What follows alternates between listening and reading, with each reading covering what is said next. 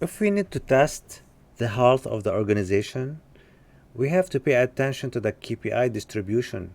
For example, this is a company processes and all functions, from processes of the business support all the way down to the commercial and then the product flow.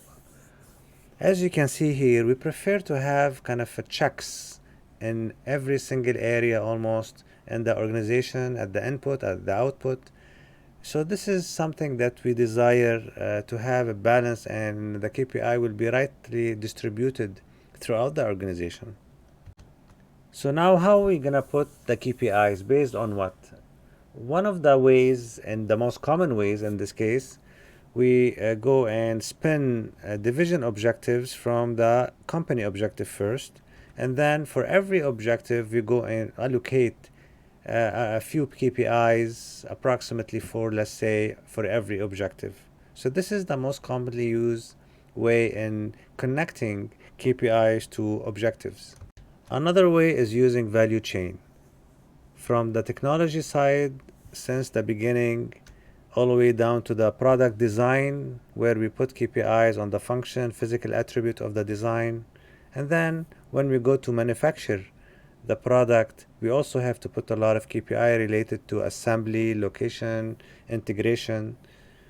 After we finish producing, we have to go to the marketing, and we also put KPIs on the prices, on the package, the branding, promotions, and so forth. Distribution comes next, when we gonna deliver now the product to where it's supposed to go, warehousing, channels, inventory, and at the end we service the service or the product with the warranty, the speed, and also the related to prices after the fact. So the value chain is a prime vehicle through which an organization competes, and also they put the KPI for every single phase of this value chain. Also, we are using SIPOC program to select the KPI. All the way from the suppliers, here we put, for example, KPI number of suppliers. Input here will be a number of parts with defects, so we know what's coming online assembly wise. And then we put a lot of KPI in process, like number of minutes to produce a specific product. Also, the output is very important to track, such as number of product produced at the end of the line. And of course, the customer also need to be paid attention to with few KPIs, as percentage of satisfied customer or number of customer. So use a flip chart with heading SIPOC written on it as proposed, and use post-it notes posted on the walls. Create an area that will allow the team to post on the SIPOC program. So this is one of the tactics that we use to help the corporation allocate and select the KPI based on every single phase, from all the way from suppliers all the way down to the customer. Another method is SAVI. SAVI related to speed, accuracy, volume, and investment.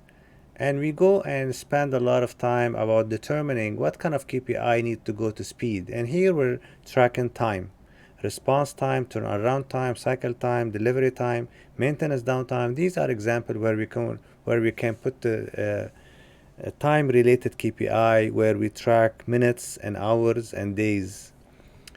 Number 2, accuracy. And here example about defecting product, customer return, warranty claims, focus groups, opinion surveys, to make sure that we're not making a lot of mistakes. Number 3 is volume. More is better in this case. An example of these KPI will be number of units produced, number of completed items, percentage market share, back order statistics, number of failed sales, and percentage of out of stock items. The last one is investment, and this is where the money counts. We put a lot of KPI on areas such as unit total cost, return on investment, operating cost per unit, capital cost per unit, cost per customer, and then profit per unit, which is very important in so many different projects that I worked with.